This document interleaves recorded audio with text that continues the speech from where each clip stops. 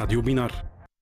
Здравейте, вие сте с следобеден Бинар. Аз съм Дороtea Николова и днес ще ви свържа с един много интересен човек, един журналист, кореспондент на руска медия, на Russia Today TV, кореспондент в Крим, така че ще имаме шанса да черпим от извора, да чуем и да разберем от един журналист, който е на терен вече 3 седмици в Крим, какво се случва там. Това е Paula Slier. Тя отговаря за цяла Централна Европа, за тази медия, като е базирана в Израел. Сега обаче тя вече почти месец, както казах, е в Украйна, била е в Донецк и по-настоящем в Крим. Разговора ще превежда Яна Пункина, колега от програма Христо Ботев. Добър ден и от мен. Да. И хай, Пола. Hi, thank you for inviting me. Много ни е приятно, изключително, дори сега се вълнувам, че журналист, който е на мястото, там вече трета седмица ще може да ни разкаже какво вижда с очите си. I'm very glad and excited that somebody who's been there already for 3 weeks can tell us what they see with their own eyes. Как е Крим тази сутрин? Как е Крим днес? So how is Krim today, Crimea? Well, it's still a lot of celebrations and excitement across Crimea. Wherever you go, you see the Russian flag, you see people still honking their cars, you see a lot of excitement that Crimea has officially become part of Russia. Ами всъщност тук все още празнуват и всички са много развълнувани. Където и да отидеш в Крим, виждаш руски знамена, виждаш хора, които бибиткат с клаксоните на колите си и като цяло всички празнуват това, че са станали част от Русия. There is, though, some concern that there will still be some pressure applied by Kiev. For the last 2 nights, there were electricity shortages here in the city of Semfiropol and other parts of Crimea. About 30% of the peninsula did not have electricity, and although the electrical companies say that it was an electrical fault, the Crimean authorities believe that it's pressure from the government in Kiev trying to blackmail Russia by putting the pressure on Crimea and stopping the electricity. Има все още обаче тревоги за това по какъв начин Киев ще се опита да притисне Русия сега, когато Крим е станал част от нея. В последните 2 вечери имаше големи прекъсвания в електроснабдяването. Около 30% от Крим, включително и Семфиропол, бяха останали без ток и много хора смятат, въпреки че електрическите компании твърдят, че това е било повреда, много хора смятат, че всъщност това е начина на Украйна да притисне Русия. Начинът на Украйна да притисне Русия, но Украйна дължи 16 милиарда долара на Русия и властта в Кремъл смята, че това е доста многоместен начин да се опитват да бъдат притиснати. Ukraine, however, owes $16 billion to Russia, and so Russian authorities think that this is a very wrong way of applying pressure right now. Yes, one of the problems has been just how much pressure the Europeans are going to, or how much influence the Europeans will have on the Kiev government in terms of money that they give and contributions. One of the criticisms, though, is that Europe has been talking a lot, but it's actually been very slow to give money to the Kiev government. Ами един от проблемите тук е и това по какъв начин Европа всъщност влияе на Украйна в момента, защото това, което се вижда, и това е една от критиките към Европа, е, че макар да говорят много, европейските институции не дават пари на Украйна. Наистина 85% от електроподаването идва от континентална Украйна. Притесняват ли се в Крим хората? Това е доста сериозен проблем, ако спре електроподаването наистина.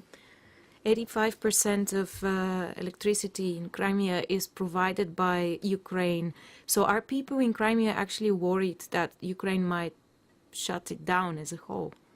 Yes, that is something that people here are worried about, and that is why you have the Crimean authorities that are currently moving to mobile diesel generators. They say that they need about a month and a half to be ready for a situation that they no longer rely on electricity from Kiev, because they are concerned that the Kiev government might apply pressure by or express its dissatisfaction by shutting down the electricity supplies to Crimea. Ами да, определено това е голяма тревога и то до такава степен, че в момента институциите в Крим минават на електричество, произвеждано от дизелови агрегати. Казват, че има около месец, докато успеят да организират други доставки на електричество от другаде и че до тогава наистина са в опасност, защото Украйна може да оказва натиск или да показва своето недоволство, като спира тока. Да, разбрах, че се очакват генератори от Сочи, така ли? I understood that generators are expected from Sochi. Is it true? I actually don't have any information on that. I cannot confirm or deny it. Добре, а как отразяват медиите в Крим това, което се случва? Първо да кажа, тя каза, че не знае всъщност дали оттам ще дойдат още генератори. The question is, how do the local media in Crimea cover what is going on? Look, obviously most of the local media here is going to be very pro-Russia. So what you see appearing in the local media is going to be much the same as you see in the Russian media, which is a very, very strong support for what Russia has done in Crimea. Ами естествено, медиите, които в момента работят в Крим, са много силно проруски, така че това, което се вижда в тях е същото, което се вижда и в останалите руски медии, т.е. версията на Русия за това, какво се случва в Крим. I want to make the point that it's sometimes a bit strange reporting here, because you see some reports in the Western media and you see some reports in the Russian media, and very often they're talking about the same story or the same incident and they're completely different. There are almost completely different stories coming out in terms of what is happening in Crimea. И искам тук да добавя, че е много трудно, всъщност и много странно да работиш като журналист в момента в Крим, защото когато сравняваш начина, по който една история е била отразена от западните и от руските медии, ти виждаш една и съща история, която абсолютно по различен начин е преразказана с други точки на фокус, въобще по друг начин и много трудно да разбереш какво става. В такъв случай, как ти видя изборите в Крим, защото те не са признати от западните страни, пък според Русия са проведени по всички правила на демокрацията? And in this train of thoughts, Paula, how did you perceive the elections in Crimea? Because, as you know, they haven't been accepted by any of the Western countries. Референдума. Start again with the answer of this question because we lost the beginning. We have problem, yeah. No problem. So the first part I wanted to say was I spoke with many of the foreign observers who observed the election, were full of praise for the process. They said that the elections had been held in an atmosphere of transparency and that people had been free to vote what they wanted and that they were impressed with the way the elections were held. Първото нещо, което искам да кажа, е, че говорих с много от международните наблюдатели и те всъщност бяха възхитени от начина, по който са организирани тези избори. Казваха, че има истинска прозрачност и че хората наистина могат да гласуват за който искат. I have also spoken to some people in the minority Tatar community, and they have said that there were Tatars who did vote in this referendum and who voted in favor of joining Russia, but they're afraid to come on camera and... Това, което тя тръгна да каже, след малко ще се свържем отново с Пола, но това, което тя тръгна да казва е, че е говорила и с хора от татарската общност в Крим, които някои от тях дори са гласували за Русия, но в момента ги е страх да се покажат пред камера и когато се свържем с Пола, ще разберем защо ги е страх.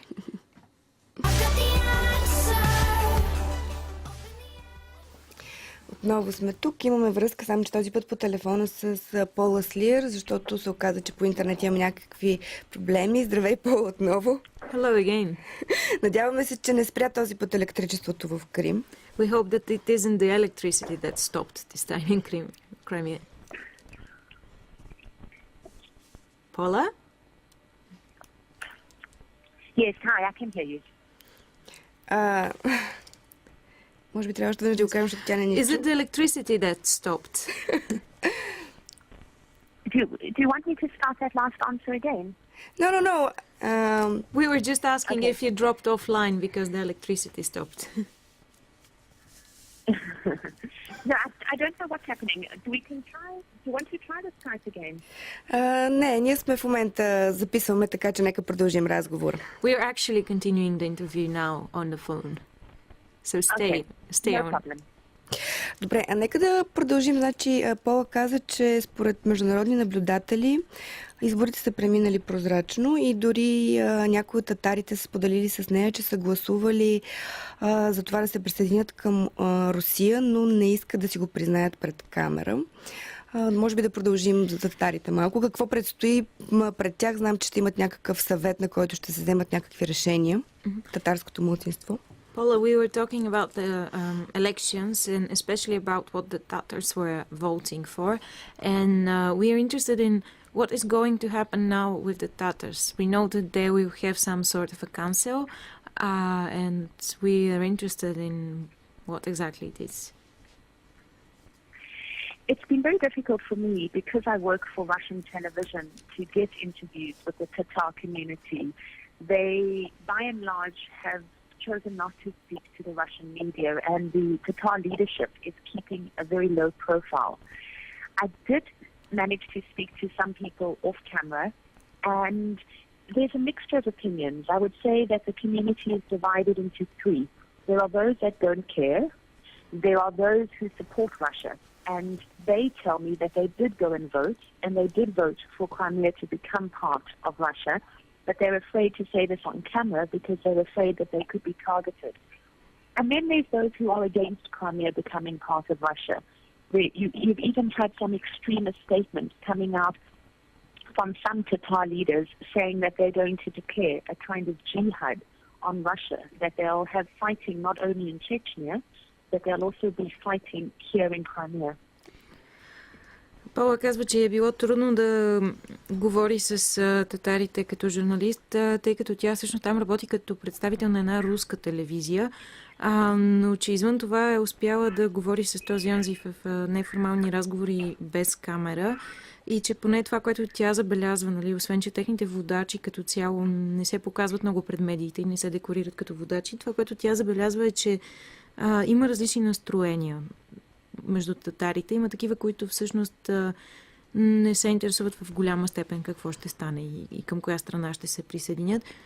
Има ги тези, които са гласували за присъединяването към Русия и които сега предпочитат да не се показват пред камера, защото ги е страх, че някой ще ги запомни и може да имат проблеми след това.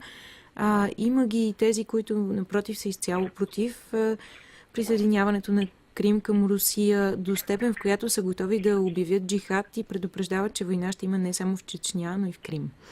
Това е доста стряскащо. This is rather scary. Какво е впечатлението ти, Пола, от начина, по който отпадна украинския контрол военен в Крим?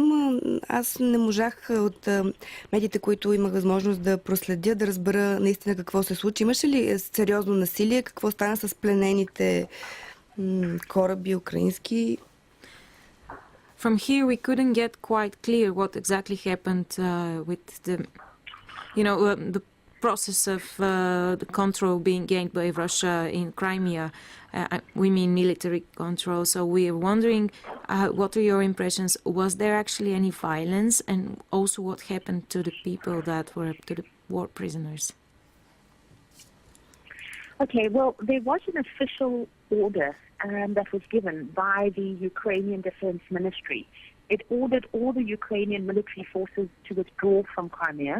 And the official reason was because they said that they were afraid that there could be provocations or violence towards the Ukrainian soldiers that are serving in Crimea. But they've been very... Okay, do you want to... I'll carry on. Имаше официална заповед от украинското военно командване да се изтегли цялата армия на Украйна от Крим, за да може да се избегнат каквито и да било провокации, да няма насилие към кримските войници, украинските, извинете.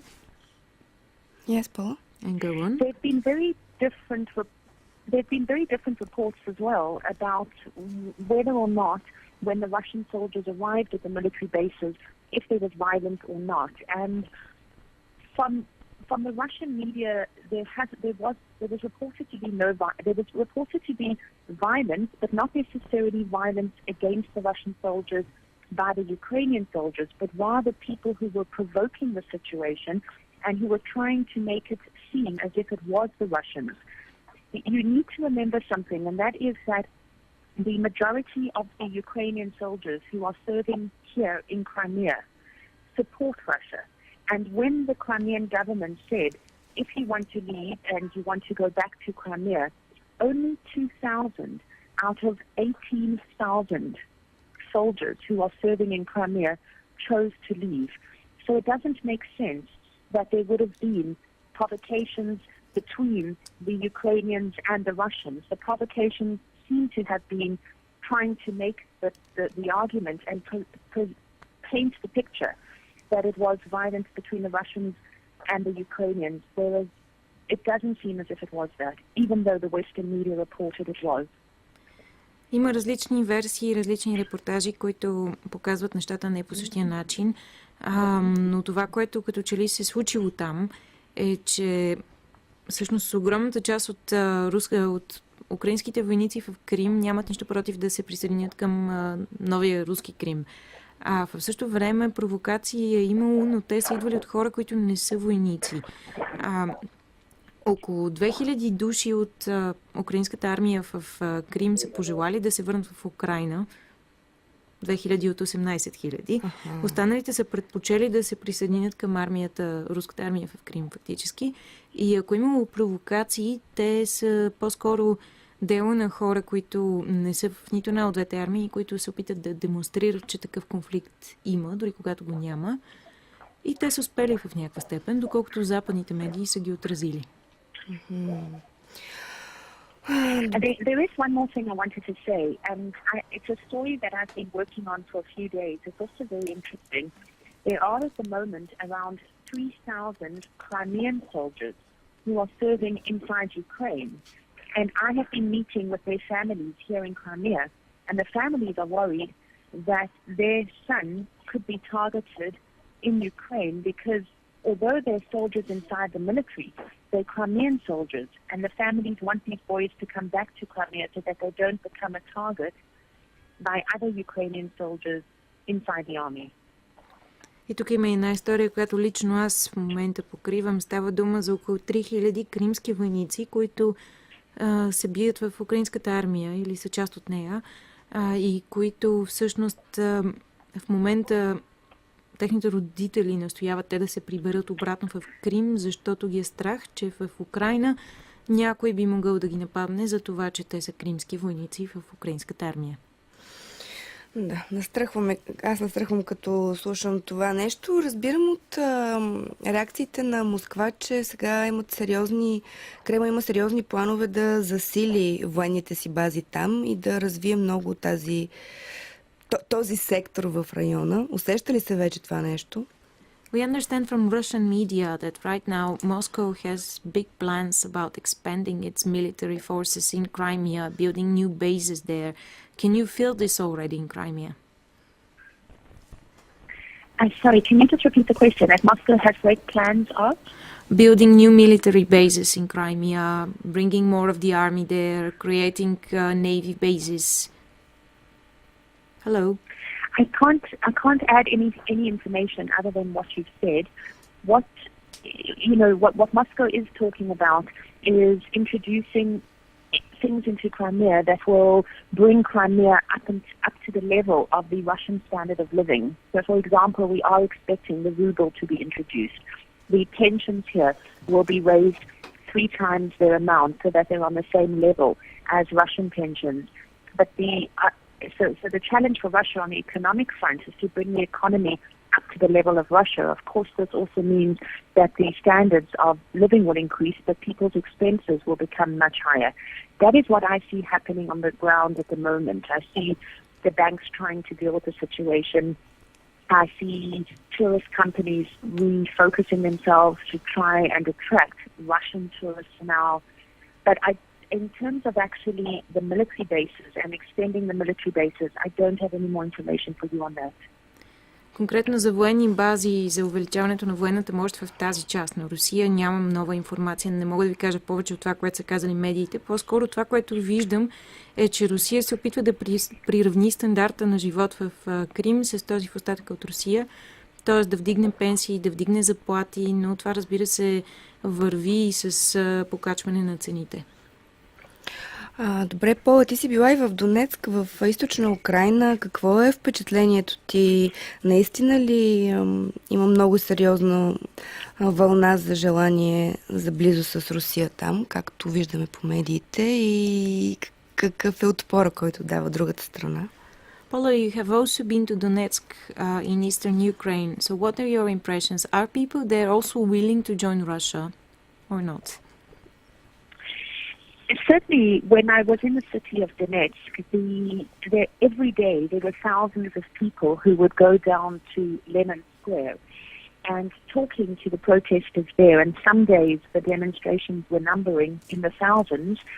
You hear people saying a lot of what they said in Crimea, which is that they feel that they're being persecuted by the government in Kiev. They also want to see the Russian language not come under threat.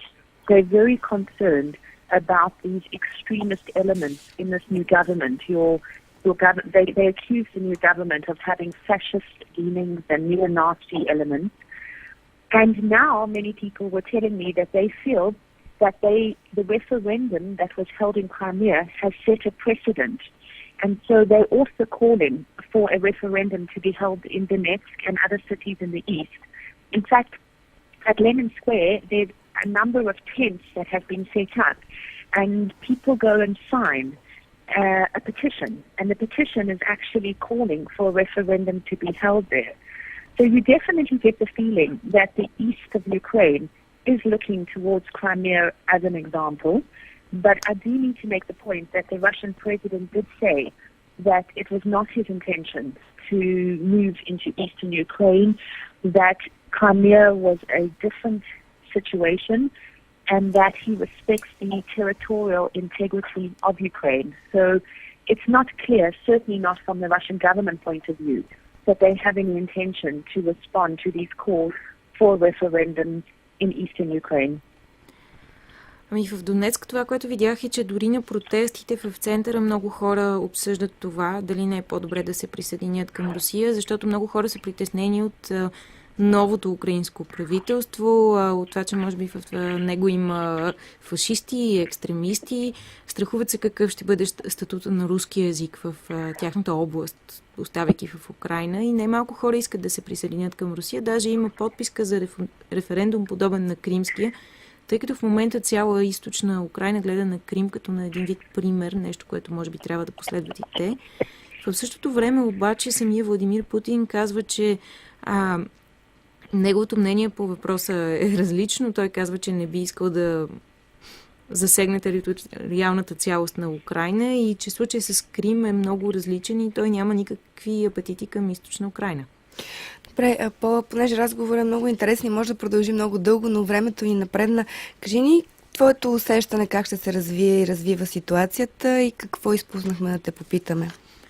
Paula, for an end of our conversation, first, how do you feel the situation will go on? What will happen next in your own perception? And then also, is there something that we forgot to ask you? It's very difficult to say what is going to happen on the ground. I think a lot of it depends on what happens in the international community. Right now, you have the American President Barack Obama in Europe. The feeling on the ground is that he will impose sanctions, stricter sanctions on Russia, but Moscow has made clear that it's not intimidated or afraid of that. The feeling on the ground is not that there's going to be any kind of military confrontation between the West and Russia, and the American president has said that he does not support any kind of military action. So the question also is what kind of pressure Kiev is going to put on Europe in terms of coming to its defense and what the Kiev government keeps saying, protecting itself against Russia. In terms of what happens next, in Crimea itself, the big challenge is to actually incorporate Crimea into Russia. As I say, there's a lot of excitement on the ground, but the path ahead is quite challenging. And at the moment, I think the peninsula is still in the state of euphoria. And now the real work begins in terms of changing the education systems to the Russian education systems, changing the banks, changing the hospitals. So certainly there's a lot of work ahead. Трудно е да се каже какво предстои, но това, което човек усеща докато е в самия Крим, е това, което вероятно всички разбират и от новините. В Европа са се събрали големите сили. Очевидно те ще наложат доста големи санкции на Русия. Русия от друга страна също така е очевидно, че ще ги преживее, че не се страхува от тези санкции. Ясно е, че война между Русия и Запада няма да има. И по-скоро това, което може би е големия въпрос за Крим, защото това е едно много голямо предизвикателство, какво ще трябва да преживее полуострова, за да се съобрази с руската образователна система, руското здравеопазване. Изобщо, за да стане част от Русия, Крим ще трябва да извърши много големи реформи. И в този момент, като че ли хората на полуострова не осъзнават до каква степен, колко работа имат. Те са все още в еуфория. Окей, Пола. Много ти благодаря за този разговор. Много ти благодаря за този разговор. Искрено се надявам отново да говорим, може би от някоя друга точка на света. Thank you, Paula. I sincerely hope that we can one day speak from another place on earth. That would be lovely. It was my pleasure. Thank you for talking with me. Thank you.